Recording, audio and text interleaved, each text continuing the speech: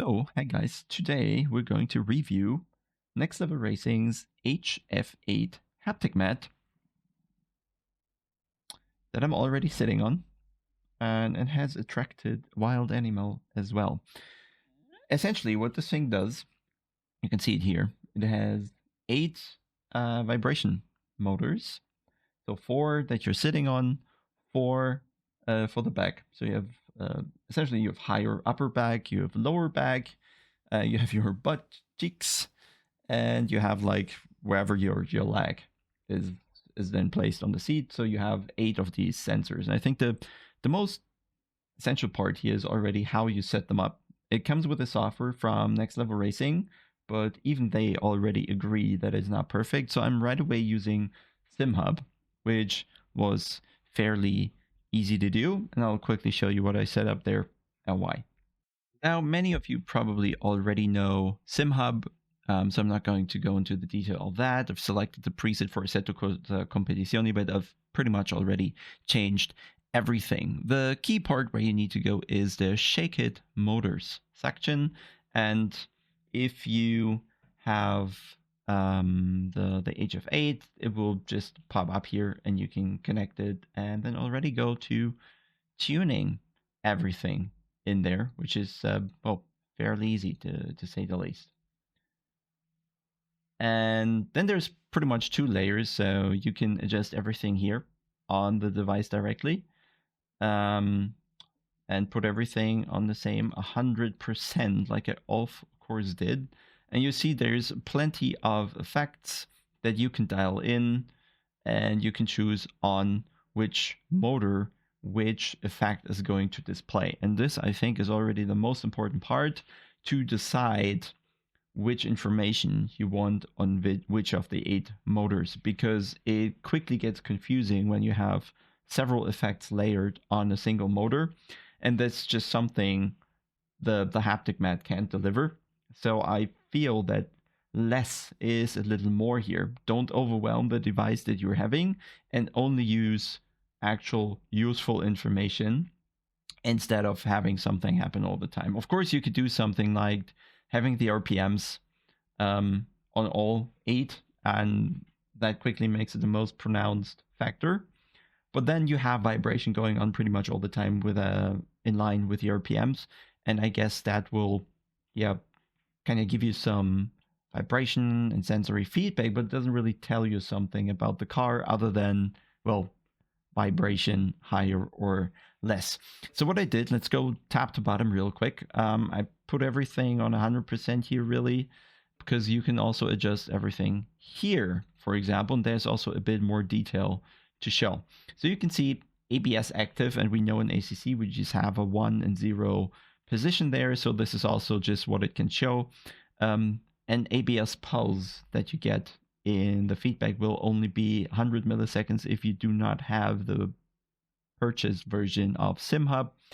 You can lower the pulse duration a bit if you have paid for it. Actually, let's stay here, because then you can see on which motor I have each of those effects. So I'm using the ABS on front right and front left of the seating part, so it will be somewhere under my leg.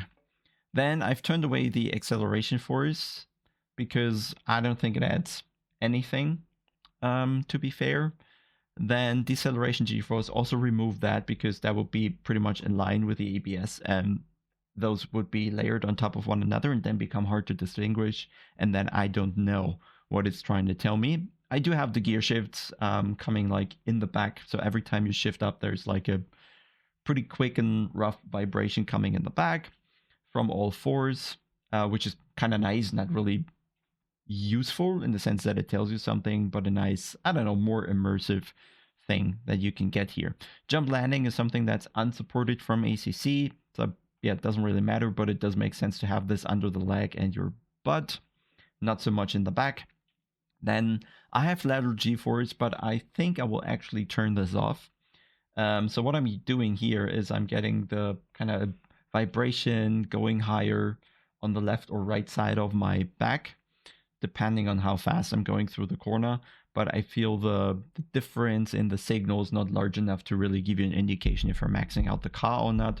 I just had this on for testing, but I think in the actual profile I already have it off. Missed gear, not something I'm using. I don't think something a CC supports. Road impact, that is, I think, something that makes sense. I'm having this on the seating part, not in the recline. Road rumble goes into the same direction. I'll show you details in the other part here in SimHub in a second, because there's a bit more information. And the same for road vibration there. RPMs in the back a bit, but I've muted them because, again, doesn't add too much actual information. Then we have road texture, which I've already turned down because it was a bit too much, and then layered on top of one another doesn't really add anything.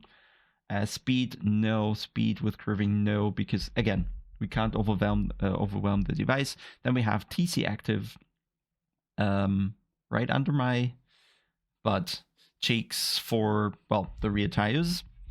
And we have wheel lock on all 4 tires, as well as the wheel slip on the rears, specifically only on the rears, because if we have it at the front, most likely this will be under braking. We already have the ABS effect, and we really don't need both, I feel. And every time you go into a corner and steer only the tiniest amount too much, it will vibrate quite big. Not necessarily good, because sometimes you need to be in that slip angle. So just going through the profile then on this end here real quick. Now that I've shown you what is on and what isn't, most of the effects I'll have on 100%. The acceleration G4 is actually off. Let's go to the gear shift, is on 100%. Good. Road impacts, road rumble is already muted. I removed the road vibration. So what this does here is localized feedback for bumps and other wheels impact on road. So you do get a bit of vibration when there's like undulations in the road. An actual bump, you'll feel that. The rumble is coming when you go on curbs or grass. So they kind of start interacting with the device in different situation. And the road vibration provides localized road vibration based on suspension telemetry. And I feel that was just a permanent noise, so to say, added to the whole thing, and you couldn't really tell it apart from other effects. So I turned this off, even though it does give you kind of the slight immersion of driving on something really grainy. So it's more of a, not so much asphalt, but gravel that you think you're driving on. Then RPMs, I just have that a little bit on to have something ongoing all the time, because it's also weird when the mat goes entirely silent. We have the TC feedback, we have wheel locking and wheel slip, and this is what we're going to get driving with. And the good thing is we can already also see the output from the game and how much of a signal it is sending to the device. So let's move into the game. Alright guys, so we're now in the game, and I've overlaid the SimHub live output of the forces. We're looking at wheel slip. Sorry, turned the TC off just for a second there. And I'll also turn down the ABS, so I hope we can see this. There you go. There you get the vibration when the rear starts slipping. Or if you spin, that is. So you get feedback when you completely fail. And when I slam the brakes, well, the ABS is still too good there, so let's turn it down a little further.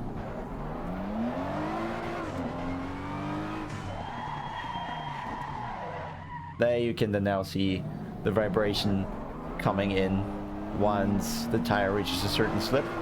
All just needs a bit of more fine-tuning to really get the thing to respond the correct way. But this is really not a problem, because SimHub has a lot of options there. Then quickly moving on, just going through the effects that we have. There's wheel locking would be the next one, which is of course something we don't see on the rear tires. So this is now showing left and right instead of front and rear. And I'll just hit the brake. And then you can see the ABS does prevent nicely the wheel locking. So if we turn off the ABS, we'll certainly see something even bigger. Or not at all, which is interesting. Use lock and slip. Wheel locking. There you go. I don't know why it just didn't work. Maybe I didn't press hard enough.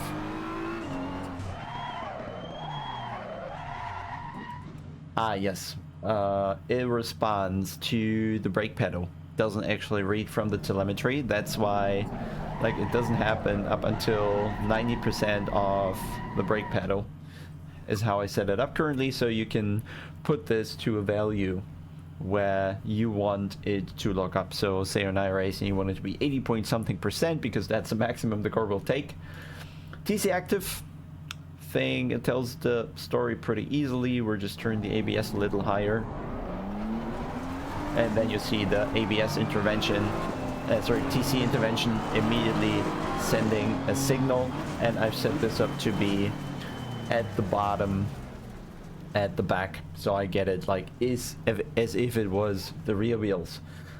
Some further, the RPMs here, pretty easy to understand how they will engage the vibration of the motor. So this is just in the back for me, and very muted at 10%, so just to give me kind of keep the mat alive when nothing else is happening. The RPM are always there, the engine is always running, so I get this very tiny feeling of the seat being alive a bit, the car running.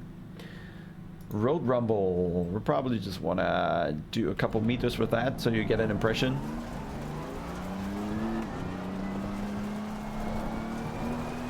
And road rumble you will not see on the track because this is grass and it is curb. And it's speed sensitive. So let's find a longer curb maybe, or a longer grass section. If we go slowly through the grass, we have low frequency vibration, so to say, or not as high amplitude. And then if we speed up a bit, the signal becomes more and more and more until it peaks here at 150. But you can actually set this up to be set this up to be at any speed you want. So you can put the speed higher, then the maximum force will be reached at a higher speed, so you can use the entire range for the entire speed range that the car has. Then we have road impact, which says provides, or let me scroll in the right position here, localized feedback for bumps and other wheel impact on the road. And that is something that you'll see just when regular driving, and that's what I mean where the problem is with things slaying over one another, because this like almost permanently sends a signal, and then it becomes harder to single out, say, the ABS or wheel locking or whatever when there's something happening all the time on all the bump and load changes. So I'd say things like that need to be used with care. And now I'm just getting, I don't know, vibrations left, vibrations right, front, rear, just something is happening all the time. And it's, yeah, it could be when this is really just bumps of, well, a laser scan track that we have, but it's just more of an indicator, of course, being a vibration rather than actually feeling a bump, that something is happening to the car, but of course it doesn't quite translate to the thing you should be feeling in the rear car. So this is again something, take it as whatever the RPMs do, like the constant vibration. This adds more vibration in different parts and makes it all kind of feel alive, but you can't really connect it to what the car is happening. Let's go a bit further. Just showing you the gear shift here. That's pretty damn simple. Accelerating, punch in the back, punch in the back, punch in the back.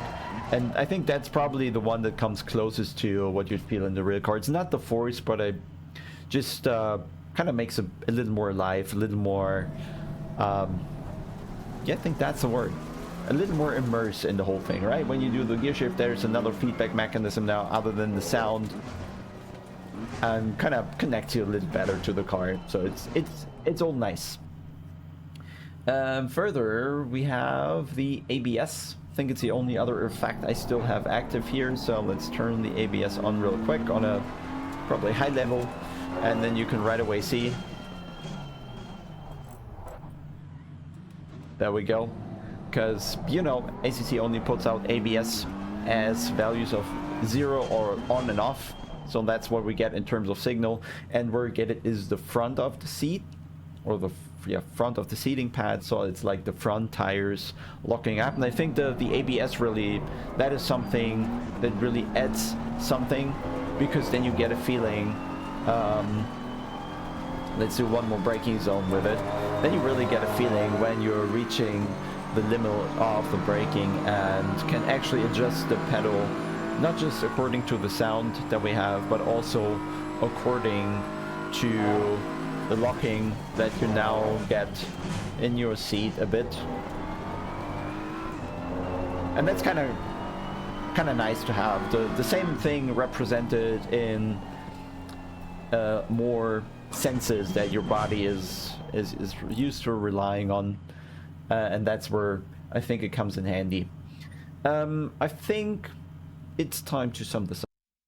So in summary, this is a tiny cool gadget. I'd say there isn't really anything that will make you a better sim racer, but if you are on the side of sim racer that plays mostly for fun, not for esports, not mainly competitive, and you also want to kind of show people that come to your place how much of a fun hobby sim racing is, then this mat will certainly add something. It makes it ever so slightly more immersive.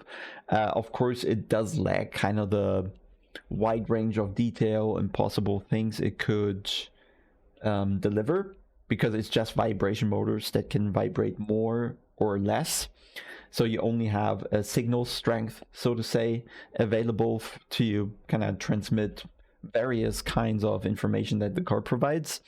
But nonetheless, and with a tiny bit of delay that is in there, even though it's quite low, it's not a direct drive force feedback wheel, so it's not like within the 4 milliseconds or whatever that you'll feel a large force. It takes a bit longer, but you still do get some of that extra immersion that you don't have when you're sitting just on a normal chair. It feels ever so slightly more connected with the car. It's a bit more a live experience as a whole.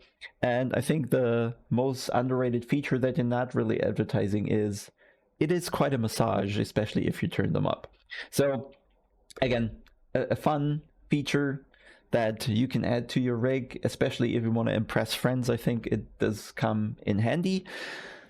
It will make your sim racing ever so slightly more live, but I think in terms of actual information to give you more in terms of driving, let you interpret the car better, this is probably not the device you're looking for. You're probably looking to add a 0 or 2 to the price tag to get something like that. So yeah, just to kind of describe this as what it is, it's a gadget. It makes it nicer, and there's more options with it that I haven't gone into it. You could also just plug it into your phone with an audio jack and get vibration from whatever audio the device finds there.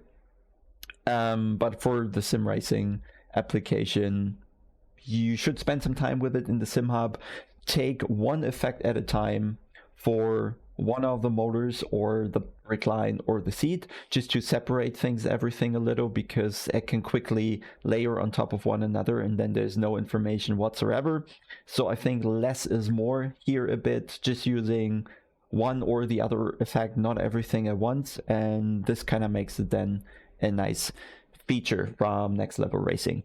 One more thing to say, I have by now already received an entire Next Level Racing FGT rig that is waiting in my basement. We might move flats though, so I'm kind of shying away from building a rig twice. We'll see. But then we're certainly going to have a review of the Next Level Racing FGT with the integrated monitor mount, with the keyboard and mouse tray that I have.